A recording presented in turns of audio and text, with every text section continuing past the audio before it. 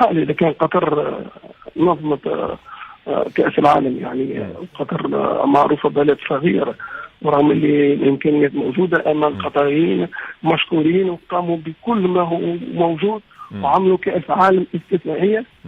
المغرب يعني بالبنية التحتية اللي موجودة، بالطرق اللي موجودة، يعني الطرقات اللي موجودة، بالحافلات اللي موجودة، بالنزل اللي موجودة في مراكش، النزل اللي موجودة في كازا، اللي موجودة في أكادير.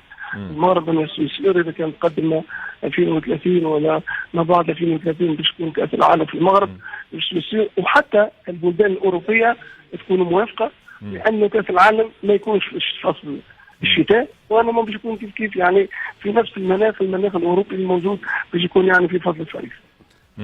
به كوتش، الاراده السياسيه دورها في هذا كله، يعني في تنظيم مونديال مثلا؟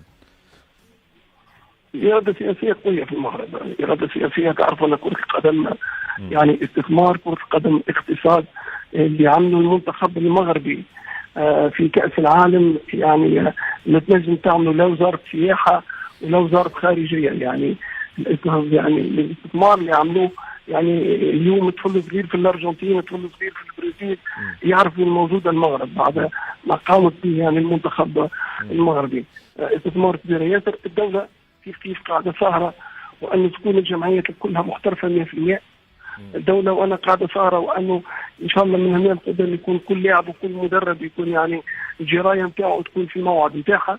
الدولة قاعدة تشوفوا أن كل فريق ما عندوش إمكانيات مادية ينجم ينزل كما في أوروبا حتى الأقسام الهاوية.